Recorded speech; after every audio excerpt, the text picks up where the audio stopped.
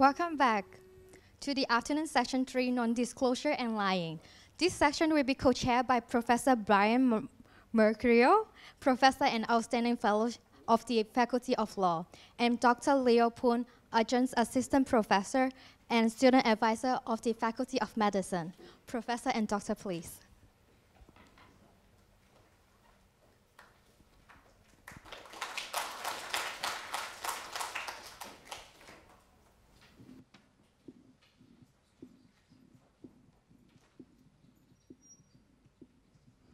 So we have a very fruitful morning, and well, we will continue this discussion. And this afternoon, we are focusing on non-disclosure and lying.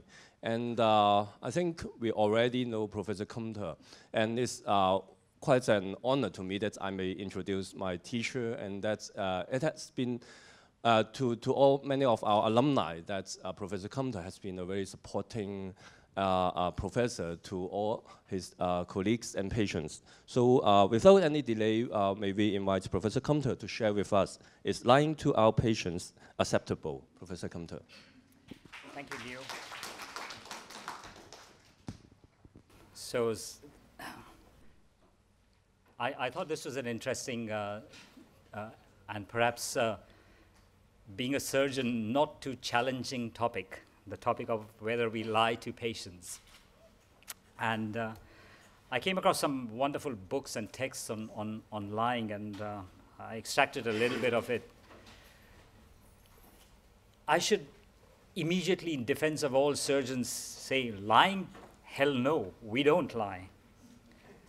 And then I came across this amazing article, The Day America Told the Truth, in which they looked at the subjects and they interviewed subjects, I think a couple of thousand, and who they were lied to by. 31% of subjects were lied to by doctors. 34% by their accountants. 42% by their lawyers. But actually, you know, the punchline is 95% of our own relatives lie to us. And that's not surprising. So we get asked this question, Doc, have you done this before? Sure, I've never done this before. But you know, we need to be very honest with our patients. But do you think we are going to say, no, I've never done this before? Patient's going to run away. So it has to be disclosure, as we discussed in the morning, has to be done in a careful and sensitive manner. And I'm going to come to some key ethical principles. I did not delve into these in the morning, but according to Kant, Immanuel Kant said that truth-telling is a duty. It's an imperative. You have no choice. And intent, consequences, mitigating circumstances are completely irrelevant. And actually, based on that, you have the deontological aspects of ethics being evolved. Without a doubt, according to Kant, truth-telling has an objective foundation in the structure of human nature and as necessary to sustain human relations. But then people can argue that the same could be said about lying. You cannot sustain human relations without lying. So there's always this tension between the Kantian perspective of not lying at all versus the utilitarian and the consequentialist approach where it may be okay to lie. And there's always these tensions that we need to explore. So I'm going to share with you some cases that I was involved in which I perhaps would admit that I lied. This was when I was training, and Mrs. B was, she actually was a worker in a school next to our hospital. And she lost her husband, and she was coming from her village. She hired a taxi to come to the city, and that taxi was hit by a truck. Very bad accident. She sustained severe injuries to the pelvis and required surgery.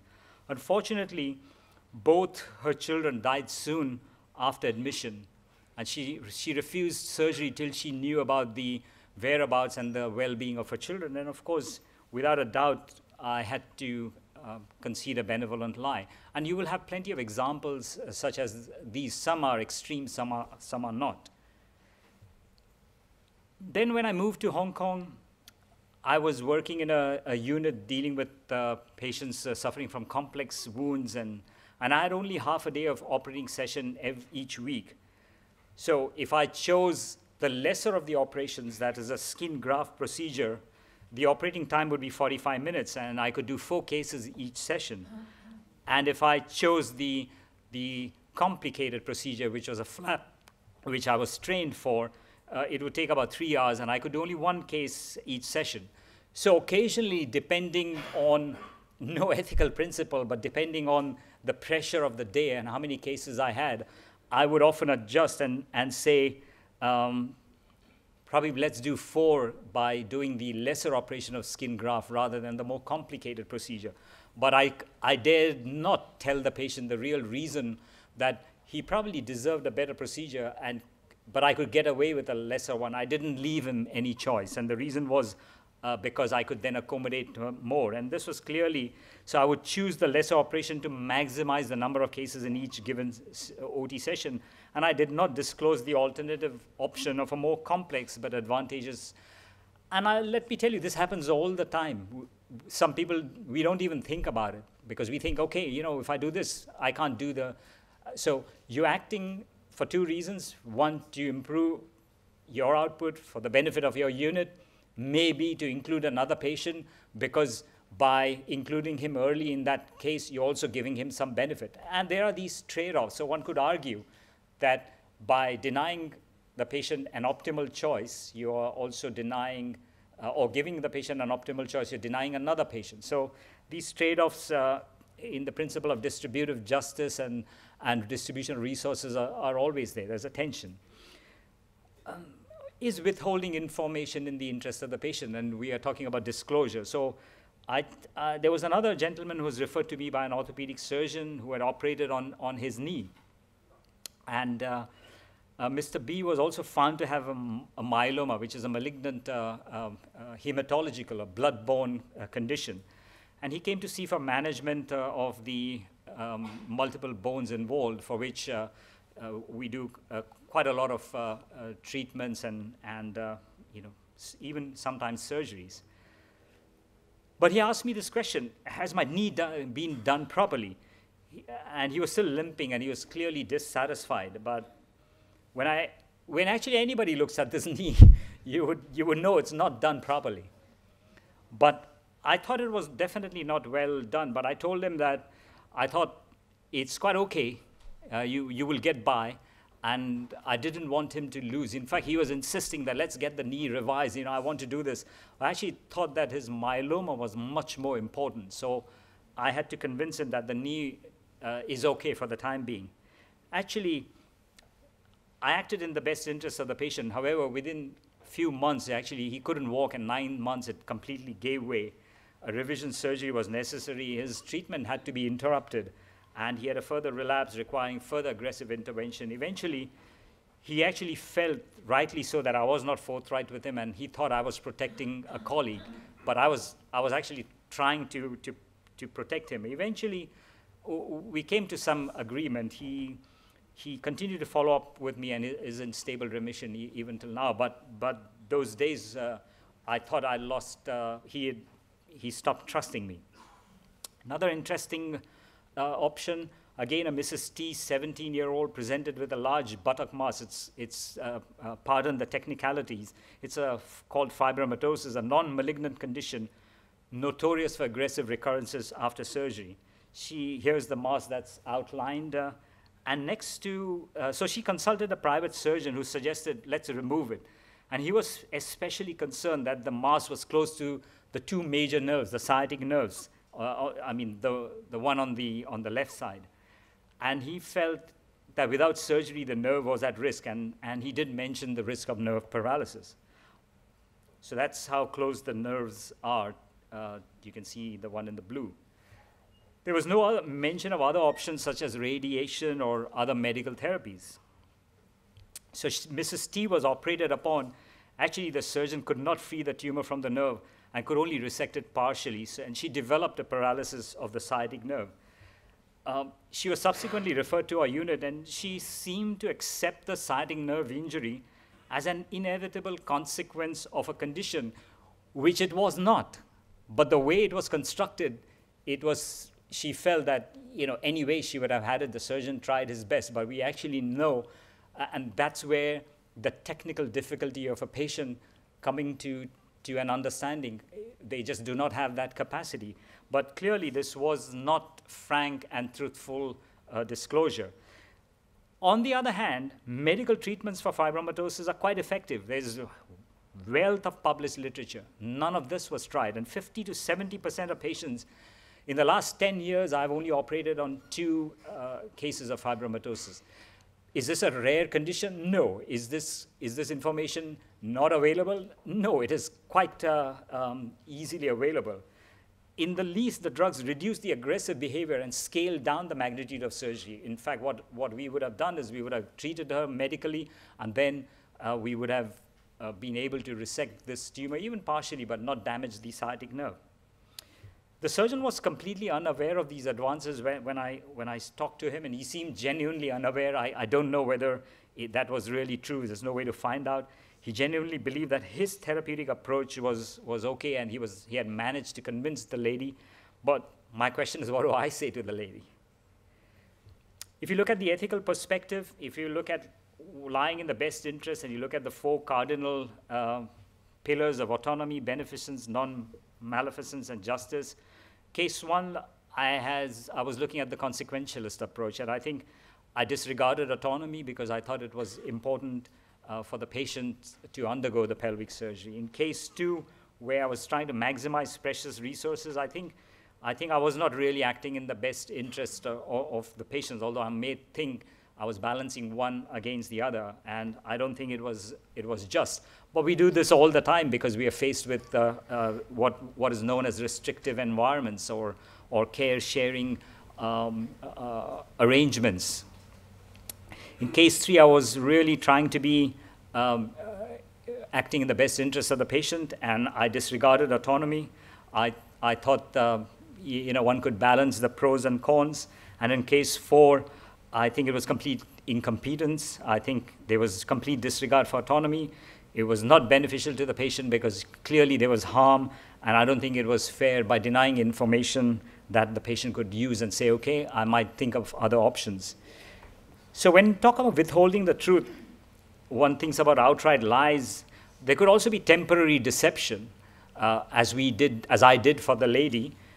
But not answering direct questions is also withholding the truth. Giving false hope is also a variant of lying or being untruthful. So there are 2 components of telling the truth, which is a duty, as we heard in the morning. There is the telling part, which is the communication part, which also has to be done sensitively. And there is the truth part, which means that the information given must be true, and that belief must be genuinely held by the person. If you don't believe it, then your patient is entitled to know that you don't believe this information. And I think that's something that's not talked about. I think on the basis of autonomy, that helps make patients their own choices and decisions. And it also is a important way of respecting the self, and that's dignifying the patient. This is, of course, based on our fiduciary responsibility. Interestingly, in Lying, in Sam Harris's book, The Power of Lies, talks about altering the balance of power. Why do you lie? Because you want to change the balance of power. Secrecy and lying are very much related to the power that we hold over people or people hold over us. So in Alistair McIntyre's wonderful book on ethics, there are 5 types and categories of lie. 1, acts of defense, the aggression. There could be a competitive reason why people are lying just to maximize advantage over others.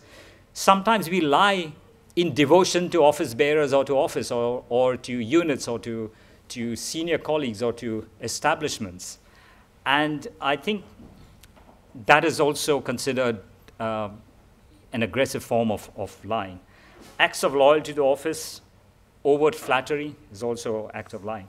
The difficulty with truth-telling in medical practice is that the truth is embedded in very complex clinical contexts, as I explained to you with the tumor. And the interpretation of complex tests, their uncertainty of diagnosis, unknown prognosis, risks and hazards need to be taken to the patient at their level of understanding. And therefore, there's the ethical obligation definitely exists. But determining what is the truth and what needs to be disclosed is often sometimes a clinical judgment. I'll give you an example, cancer staging. The subtleties of cancer staging are lost when you say stage 1, stage 2. But you assume that it's quite easy and quite black and white. In fact, it isn't. There are so many judgments that the clinician can take. Sometimes the judgments may be in favor. Sometimes the judgments may be not in favor of patient safety or making a safe diagnosis. So these are some examples of the difficulties. Also, complications with, for example, titanium joints and implants are very well known in the orthopedic industry. But how many orthopedic surgeons would ever dare show such a picture of what happens a couple of years after you put an orthopedic implant inside? Nobody. I have interviewed several orthopedic surgeons. Not a single one will show a picture before the patient's surgery. But patients know that, yeah, there is a risk of metallosis after 10 years. But what is that metallosis? Who has really an understanding? And don't you think it's obligatory upon us to say, when that happens, this is what it will look like, and these are the symptoms. So truthful disclosure is certainly obligatory, knowing what to disclose of known information that enables patients to understand and be convinced. Don't forget, patients have another social dimension that they exist in. They will talk to other doctors, they will have their own experiences, they will interact on these social networks, and they will talk to nurses. In fact, if you're worried about a doctor, the best thing to do is ask the nurse. There are relative uncertainties and realistic uncertainties, and I think we heard from Mr. Beidenok about how reasonable persons need information that is material for them to make those judgments. But very importantly, I think less is said about the way in which the information is delivered. It has to be delivered with a sense of compassion. There must be sensitivity. It must be intelligent enough for the patient and the relatives to make a judgment. And after delivering that information, there must be a commitment to stay with the patient. You can't just say, you got cancer, I'm going away. So I think these are much more important than just the truthful disclosure. So I'm going to close with just this case that appeared a few days ago. A surgeon referred this to me saying that, so he had a young patient had a lesion on his right calf, but increase in size. Excision was performed on 5 August 2015. A yellowish lipoma-like mass was removed, recovered uneventful. The pathology report noticed a high-grade sarcoma, myxoid sarcoma. It's actually a very high-grade sarcoma, potential death sentence. Please kindly give him your expertise and further advice. Actually, it was interesting because nothing is mentioned here about, when you see the report, what the surgeon had done, no investigations before. He just went in on an afternoon, decided to remove this. But at the same time, he also removed a lump from the back. And lo and behold, he puts both the masses together. And now the pathology report cannot tell me which is which. I read the report 10 times. I finally rang up the pathologist, and they said, we just got the specimen. Even we don't know which is which. Now, none of this information was told to the patient. So that is the calf surgery. If I have to remove, and of course, if you look at it, this is not the way cancer is removed. It's actually just, he's gone inside the tumor and removed everything.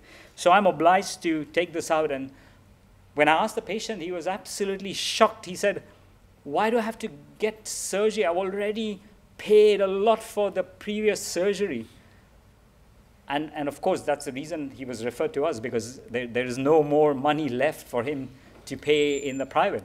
And I think that is, so one may argue on the surface of this, it looks like it's been done in the genuine interest of a patient, but not a single iota of truthful disclosure has happened. And here is he with a scar on the back. So I think, often patients do not understand the difficult clinical nuances. And just because of that, I think a lot of untruthful disclosure happens. And I think to answer my question, should we lie to patients? No. There are much better ways of managing what can be done through a lot of collective and cooperative arrangements. So with that, I rest my case. Thank you very much.